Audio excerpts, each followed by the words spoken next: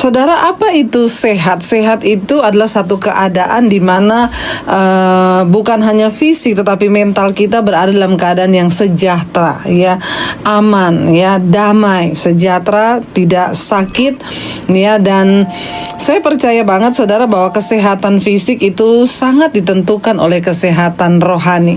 Jika rohani kita sehat, maka fisik kita juga sehat, ya. Tetapi kalau rohani kita itu tidak sehat, maka fisik kita juga tidak sehat. Kenapa? Karena keadaan kesehatan jasmani yang ada di luar kita itu sangat ditentukan dengan apa yang ada di dalam diri kita.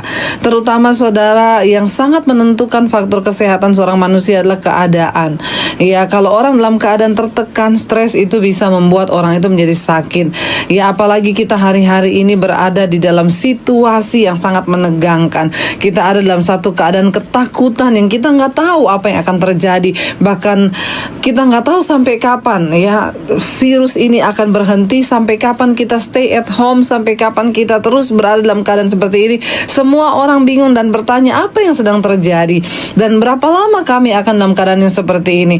Saudara, kita akan mau sama-sama mendengarkan apa rahasia firman Tuhan hari ini, bagaimana supaya dalam keadaan tertekan sekalipun kita bisa menjaga kesehatan rohani kita, supaya waktu rohani kita sehat maka jasmani kita juga sehat. Mari kita lihat bersama, saudara. Saya hanya memberikan 2 poin hari ini, bagaimana tetap menjaga supaya jasmani kita sehat, yaitu tentunya rohani kita harus sehat. Nah, untuk menjaga kesehatan rohani, yang pertama saya pengen kita baca dulu satu firman Tuhan dari 3 Yohanes pasal yang pertama ayat yang kedua. Ya, 3 Yohanes pasal yang pertama ayat yang kedua berkata begini: "Saudaraku yang kekasih, aku berdoa semoga engkau baik-baik dan sehat-sehat saja dalam segala sesuatu, sama seperti jiwamu baik-baik saja." Ya, firman ini berkata, saudaraku yang kekasih, aku berdoa semoga kamu baik-baik dan sehat-sehat dalam segala sesuatu, sama seperti jiwamu baik-baik saja. Dengan kata lain, ya, kalau kita jiwanya baik, maka semua keadaan segala sesuatu itu juga baik, ya. Jadi, saudara, kita lihat sama-sama bagaimana cara untuk kita bisa menjaga roh kita tetap sehat dan kuat. Ya, yang pertama adalah ketika kita dekat dengan Tuhan, maka roh kita itu akan menjadi tenang, maka roh kita akan menjadi sehat, ya.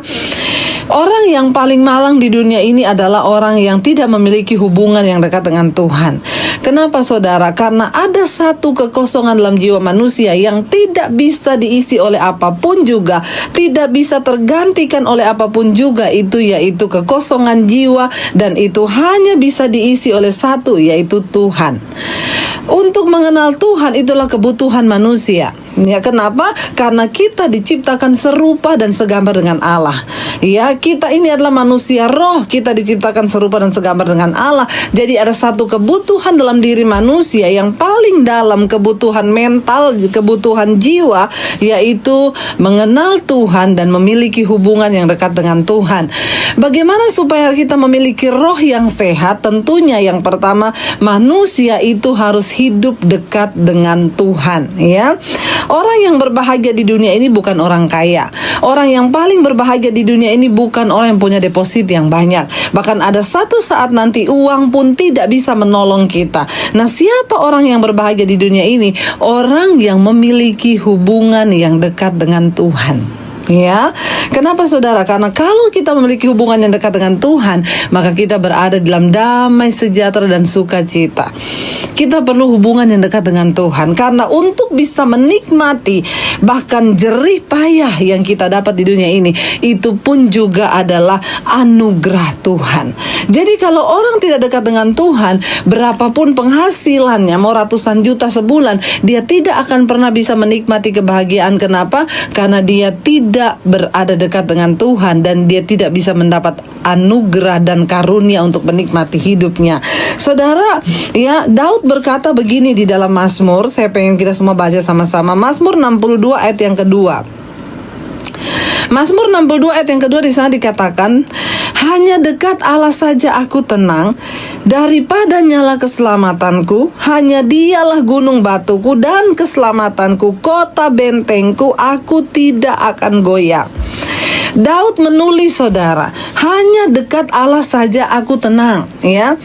Saya yakin kenapa Daud bisa menulis Mazmur ini, karena dia memiliki sebuah pengalaman pribadi bagaimana dia tidak tenang, lalu dia dekat dengan Allah, lalu dia bisa merasakan ketenangan itu.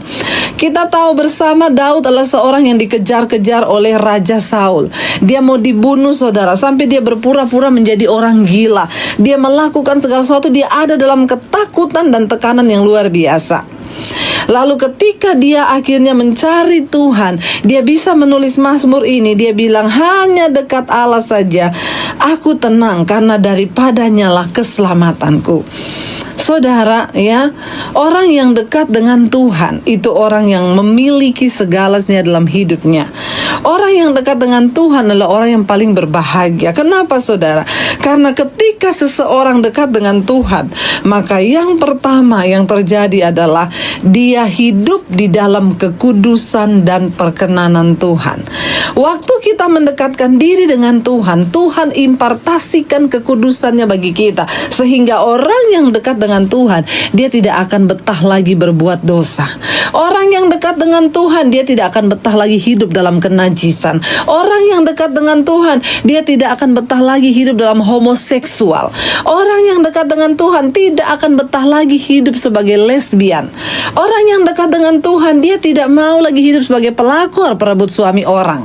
Saudara, ya, orang yang dekat dengan Tuhan, dia akan diimpartasikan kekudusannya sehingga dia bisa melekat dengan Tuhan. Saya dulu bukan seorang yang mengenal Kristus, saudara, ya. Papi saya haji dan saya mengenal Yesus tahun 95. Ketika saya belum hidup di dalam Tuhan, tidak ada damai sejahtera. Ya, saya melakukan dosa apa saja yang saya mau. Tetapi apakah ketika kita melakukan apa saja yang kita mau itu akan bawa damai sejahtera? Tidak. Kita semakin terkungkum jauh dari Tuhan, tidak ada damai. Pada akhirnya yang ada adalah saya kepengen bunuh diri, mengakhiri hidup saya. Tetapi di situ saya mengenal Tuhan. Yesus menyatakan dirinya secara pribadi kepada saya. Lalu saya mengenal Dia, menerima kebenarannya. Dan apa yang terjadi? Ketika saya mengenal Tuhan Yesus, saya mulai dekat dengan Tuhan. Ada damai sejahtera sukacita. Ketika saya dekatkan diri dengan Tuhan, lalu akhirnya saya dengan sendirinya mulai membenci dosa, saudara. Orang-orang datang dan bertanya kepada saya, Bu, saya mau tinggalkan dosa saya. Saya seorang homoseksual, saya mau melepaskan diri dari dosa ini. Ibu, saya adalah seorang lesbi, saya mau melepaskan diri. Bagaimana caranya? Saya cuma bilang satu, dekatkan dirimu dengan Tuhan. Ya. Dia bilang, tapi iblis begitu keras menarik saya. Iya, Tuhan bilang, bangunlah hubungan yang intim dengan Tuhan. Lawanlah iblis, mendekatlah kepada Allah dan lawan iblis, maka dia akan lari daripadamu. Kita tidak akan pernah bisa meninggalkan dosa kalau kita tidak mendekatkan diri dengan Tuhan. Sayangnya hari-hari ini banyak orang mengaku Kristen, bahkan melayani Tuhan di gereja, tetapi mereka hidup tidak dekat dengan Tuhan. Mereka masih jatuh bangun di dalam dosa. Mereka sibuk dengan hal-hal kedagingan dan keduniawian mereka, sehingga mereka tidak dekat dengan Tuhan. Dan akhirnya apa? Tidak ada damai sejahtera dalam hidupnya. Saudara, kenapa kita harus dekat dengan Tuhan? Karena waktu kita dekat dengan Tuhan, kita hidup dalam kekudusan, kita mengerti kebenaran, kita punya damai sejahtera di hati, kita tidak lagi pengen melakukan dosa. Dan disitulah ada ketenangan di dalam hidup. Makanya Daud pemazmur bisa berkata, hanya dekat Allah saja aku tenang. Ketenangan itulah yang akan membawa kesehatan bagi jiwa dan jasmani kita. Ya, orang yang tenang itu jiwanya sehat, badannya juga sehat. Tapi ketika orang nggak tenang, dia nggak bisa tidur, dia bisa stres, dia depresi. Hari-hari ini saya banyak mendengar saudara orang mulai bersaksi, ibu saya nggak bisa tidur, saya tadinya darah tinggi, saya gini. Tapi semenjak saya lihat khotbah-khotbah ibu di channel YouTube ibu, saya mulai hari-hari ini bisa tidur. Saya mulai tenang, saya nggak darah saya tidak naik lagi. Kenapa saudara? Karena ada ketenangan. Waktu dia mendekatkan diri dengan Tuhan, tidak ada cara lain. Bagaimana engkau mau sehat secara jasmani dan rohani? Nomor satu, dekatkan dirimu dengan Tuhan. Daud pernah mengalami stres yang luar biasa ketika dia mau dibunuh oleh raja. Yang mau bunuh dia tuh raja loh saudara. Itu kayak presiden di satu bangsa, dan dia disuruh cari akan dibunuh saudara. Ya, bayangkan bagaimana kesetresannya Daud menghadapi itu. Tapi kenapa pada akhirnya dia bisa menulis Mazmur? Dia bilang, hanya dekat Allah saja aku tenang, karena dia pernah mengalami situasi di mana tidak ada ketenangan. Lalu dia mendekatkan diri dengan Tuhan. Di dalam hadirat Tuhan itu ada ketenangan yang sejati. Tempat teraman hari-hari ini adalah masuk dalam hadirat Tuhan. Ketika menghadapi situasi yang seperti ini, kekacauan di depan mata, bahkan kita tidak pernah tahu sampai kapan ini akan terjadi. Tempat terindah dan tempat terbaik itu adalah di dalam hadirat Tuhan. Karena itu saudara, yang pertama, kalau kita mau sehat secara jasmani dan rohani, dekatkan dirimu dengan Tuhan. Lalu yang kedua saudara ya, bagaimana caranya kita bisa menjaga kesehatan rohani kita? Yang kedua di sana saudara, saya mau kasih tahu buat kita semua sesuai firman Tuhan tentunya, bagaimana kita bisa memiliki roh yang sehat, yaitu dengan cara kendalikan dirimu. Ya, mari kita kendalikan diri kita. Kenapa saudara? Karena orang yang bisa mengendalikan dirinya, ya dia seperti orang yang bisa merebut kota saudara. Ya, orang yang menguasai diri, Alkitab berkata, seperti seorang pahlawan yang bisa merebut kota. Saudara bayangkan, merebut sebuah kota itu sulit sekali. Tapi orang yang bisa menguasai dirinya, dia lebih dari seorang pahlawan yang bisa merebut kota. Ya, mari kita baca dulu sama-sama ayat firman Tuhan di dalam Amsal 25 ayat yang ke-28. Firman Tuhan berkata di sana, Amsal 25 ayat yang ke-28. Orang yang tak dapat mengendalikan diri adalah seperti kota yang roboh temboknya, ya. Ayat ini berkata, orang yang tidak dapat mengendalikan diri adalah seperti kota yang roboh temboknya. Bagaimana kita bisa memiliki kesehatan rohani waktu kita dapat mengendalikan diri kita? Karena orang yang tidak bisa mengendalikan diri, dia seperti kota yang temboknya itu roboh. Kota kalau temboknya udah roboh, itu gak ada perlindungan saudara, maka serangan dari manapun bisa masuk. Tapi ketika kita bisa mengendalikan diri, maka kita sedang membangun tembok atas hidup kita. Iblis tidak bisa menyerang kita dari segi apapun juga. Saudara, saya sangat yakin dan percaya, kita juga percaya bahwa kesehatan fisik itu sangat tentukan oleh kesehatan rohani kita. Waktu roh kita kuat, maka fisik kita kuat. Satu kali saya menangani kasus, ada seorang ibu saudara, suaminya berselingkuh. Lalu ibu ini tertekan, dia syok, dia depresi. Kenapa? Karena suaminya itu orang yang baik-baik. Suaminya itu selama ini suami yang baik-baik saudara. Mereka menikah sudah puluhan tahun. Dia merasa suaminya ini suami yang luar biasa bagi dia. Ya, tetapi satu kali ada badai yang luar biasa menerpa, ketahuan suaminya selingkuh saudara. Nah, waktu ketahuan suaminya selingkuh, ibu ini depresi, dia stres berat saudara. Kenapa? Karena masalah itu akhirnya masuk ke dalam jiwanya. Ya, lihat cara kerja iblis dan cara kerja masalah dalam jiwa kita. Masalah yang tadinya berada di luar diri, yaitu perselingkuhan suaminya, akhirnya masuk ke dalam dirinya, masuk ke dalam jiwanya. Ya, saudara, ya, kenapa bisa masuk? Ya, karena memang dia mengizinkan masuk, dan memang ya harus masuk karena yang berselingkuh itu suami kita, orang yang kita kasih dengan segenap jiwa. Ya, makanya ada yang bilang kalau mengasihi itu nggak usah segenap jiwa, setengah jiwa aja gitu ya. Jadi kalau dia selingkuh, kita nggak terlalu sakit jiwanya, ya. Tapi jangan saudara ya. Lalu akhirnya saudara, dia terpukul, dia stres luar biasa, sampai akhirnya saudara, ibu ini nggak bisa berdiri. Dia kalau berdiri itu badannya berkeringat dingin, lalu kakinya itu lemes. Dia jatuh saudara, beberapa kali pingsan, dan bahkan kayak orang yang kehilangan kekuatan, dan ya seperti lumpuh saudara. Saudara bisa bayangkan ketika tekanan masuk ke dalam jiwa, lalu jiwa kita teracuni oleh kepahitan, kekecewaan, sakit hati, kesedihan, marah, bercampur semua dalam jiwa, mempengaruhi kesehatan fisik. Apa yang terjadi? Berdiri saja dia nggak kuat, kayak mau lumpuh, kehilangan kekuatan. Akhirnya saudara, suaminya berinisiatif untuk membawa dia ke psikolog, psikiater. Padahal suaminya sudah bertobat, suaminya memutuskan perempuan itu, suaminya mau hidup baik-baik lagi, suaminya berlutut di bawah kakinya dan meminta pengampunan. Tapi karena persoalan itu sudah masuk ke dalam jiwa, maka itu mempengaruhi seluruh tubuh. Lalu akhirnya saudara, bukan cuma dia berasa mau lumpuh, tapi saudara kalau malam nggak bisa tidur, sulit untuk tidur ya. Akhirnya dia datang ke psikiater. Psikiaternya bilang begini, "Ibu, saya sudah sering menangani pasien yang seperti ini. Saya cuma mau bilang sama ibu sama bapak, ya, ibu akan seperti ini itu selama 6 bulan. Ya, itu normalnya. Ya, itu normalnya," dia bilang, menurut ilmu ya psikiater itu jiwa ibu akan terganggu itu mungkin selama 6 bulan, bahkan bisa 8 bulan, itu up and down terus seperti itu. Ya, jadi bapak sama ibu harus siap menghadapi ini, dan ya saya kasih obat penenang. Jadi ibu kalau mau tidur malam minumlah obat ini. Tapi apakah itu menolong, saudara? Ya, menolong cuma kalau mau tidur, karena itu obat menenangkan, lalu juga ada obat tidurnya, jadi dia tertidur. Tapi ketika terbangun tengah malam, dia ingat lagi, dia sedih lagi, dia stres lagi, saudara.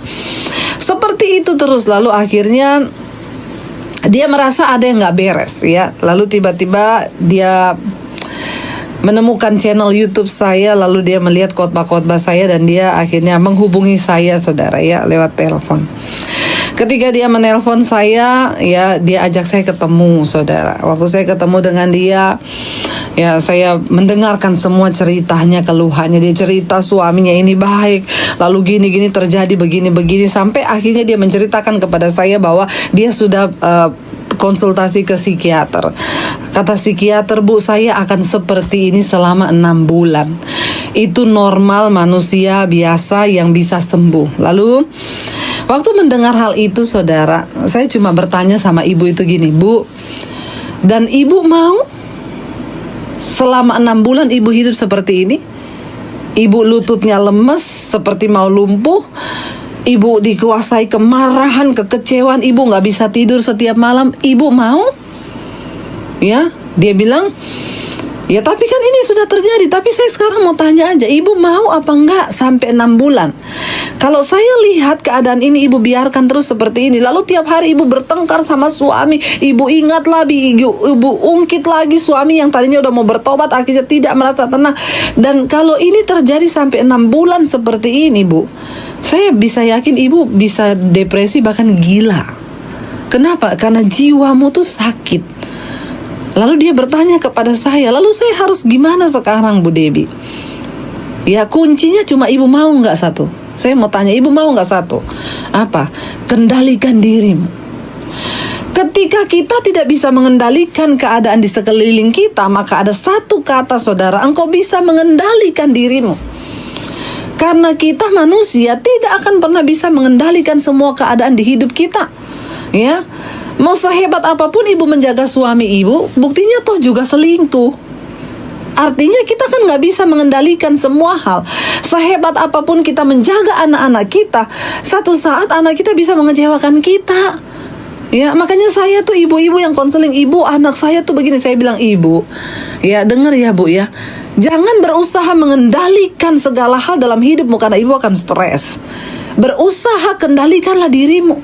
Serahkan anak-anakmu pada Tuhan, serahkan suamimu pada Tuhan, dan ibu fokuslah kepada Tuhan, bersukacitalah." Ya, kita nggak bisa mengendalikan semua keadaan dalam hidup kita. Lalu akhirnya, saudara, saya cuma tanya begini, "Ibu mau?" Berkata, "Iya, aku mau mengendalikan diriku." Cuma semudah itu, Bu. Ya, ketika ibu mau berkata mau, ya, kita berdoa sama-sama. Kenapa? Karena Tuhan itu tidak mencari orang yang mampu, tapi Tuhan cari orang yang mau. Kenapa? Karena kemampuan itu adalah milik Allah, bagian Tuhan yang akan dikerjakan dalam hidup kita. Makanya, saudara, orang tuh kalau mau bertobat, jangan mikir kamu mampu atau tidak dulu, tapi kamu bilang dulu mau.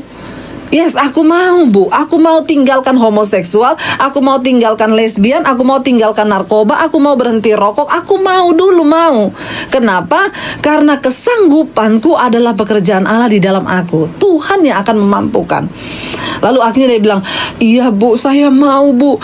Sambil nangis ibu ini dia bilang, "Saya ndak mau tertekan seperti ini 6 bulan. Memang bisa gila saya, Bu. Setiap hari di otak saya itu cuma berpikir gini, 6 bulan.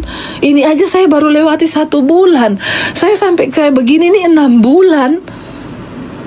Akhirnya itu terekam di memorinya, turun ke otaknya, sampai ke hati, ke jiwanya. Dia terpuruk, saudara. Semakin terpuruk, semakin terpuruk. Ketika bertemu saya hari itu, saya bilang, "Ayo, Bu, kita berdoa." Saya mau bilang, ibu bisa sembuh hari ini ketika ibu mau berkata, yes, aku mau mengendalikan tubuhku, aku mau mengendalikan diriku sesuai dengan firman Tuhan. Lalu saya katakan kepada dia, Bu, ketika Daud menghadapi tekanan yang begitu hebat, akan dibunuh oleh Saul, ini berbicara tentang mau kehilangan nyawa, ya. Daud berkata, hai jiwaku, mengapa engkau tertekan dan gundah gulana di dalam aku? Pujilah Tuhan, hai jiwaku. Bagaimana cara kita mengendalikan diri kita? Dengan memerintahkan supaya jiwa kita ini melakukan firman Tuhan. Kalau hari ini Anda sedang tertekan, dengan adanya virus corona ini membuat orang tertekan, saudara. Memikirkan apa yang akan terjadi ke depan, banyak orang tertekan. Lalu depresi, lalu stres, akhirnya berantem di rumah tangga, suami istri ribut. Kenapa? Karena dipicu oleh sebuah keadaan yang tidak mengenakan. Ya, tetapi inilah saatnya kita harus memerintahkan diri kita dan mengendalikan diri kita dan berkata, hai jiwaku, pujilah Tuhan. Ya, beberapa waktu yang lalu ketika corona ini mulai merebak, lalu kita nggak boleh beribadah, kita semua stres, semua jadwal pelayanan dibatalkan. Ya, bukan cuma itu, ketika kita dengar orang meninggal, hamba Tuhan meninggal, teman-teman pelayanan meninggal. Ya, saya melihat tetangga berapa rumah saya dapat kabar meninggal. Kenapa? Kena corona. Aduh, rasanya corona itu mendekat ke rumah kita gitu ya. Lalu apa-apa itu kita tuh ketakutan, kita parno, saudara. Mau pegang pintu harus semprot-semprot. Mau apa semua, ya memang kita harus menjaga kesehatan. Tetapi ya, ketakutan itu akhirnya merasuk, saudara. Virus yang tidak terlihat itu bisa mengendalikan jiwa kita sampai kita ada dalam ketakutan. Sampai akhirnya, saudara, kita batuk saja sedikit leher kata, aduh jangan-jangan saya corona ya. Meriang dikit demam, aduh corona. Ya, padahal Alkitab bilang apa yang engkau takutkan itu bisa terjadi kepadamu. Karena apa yang engkau takutkan itu bisa jadi engkau imani. Dan sesuatu yang kita imani itu bisa menimpa kita. Ya. Lalu saudara, kenapa virus yang kecil yang tidak terlihat itu bisa merasuki kita? Sementara Tuhan yang sama-sama tidak terlihat, kenapa Tuhan tidak ada di hati kita hari-hari ini?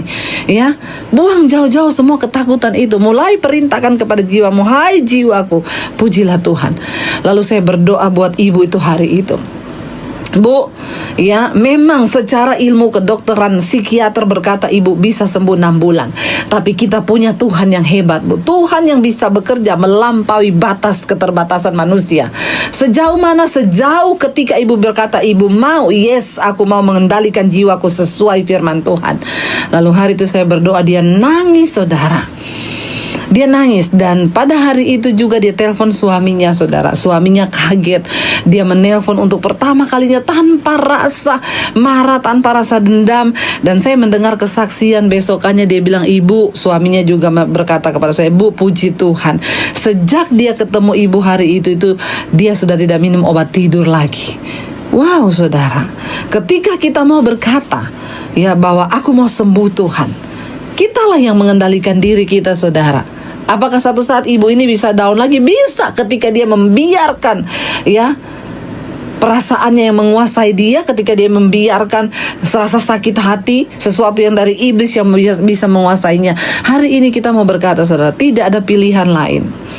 Kita mau bilang, Tuhan, kami mau yang pertama dekatkan diri dengan Tuhan, tinggalkan semua dosa, buang semua kenajisan supaya ada ketenangan. Karena ingat, dosa itu pencabut damai sejahtera nomor 1 dalam hidup manusia. Yang kedua, kita mau bilang, Tuhan, aku mau mengendalikan diriku. Aku tidak mau jadi kota yang roboh, tapi aku mau menjadi seorang pahlawan. Aku berkata, hai jiwaku, tunduklah kepada firman Tuhan. Hari ini, saudara, ketika engkau mau berkata seperti itu, saya yakin dan percaya maka kita akan punya jiwa yang sehat, tubuh yang sehat. Karena kita nggak ada pilihan hari-hari ini. Pilihan kita hanyalah kembali kepada Tuhan. Pilihan kita hanyalah percaya kepada firman Tuhan. Mari saudara, saya mau mengajak saudara semua yang mendengarkan tayangan khotbah hari ini, kita mau berkata, Tuhan, aku mau kembali kepadamu, mendekatkan diri dengan Engkau. Yang kedua, aku mau mengendalikan hidupku, tubuhku, jiwaku sesuai dengan firman-Mu. Kami percaya Engkau yang memberikan kami kekuatan.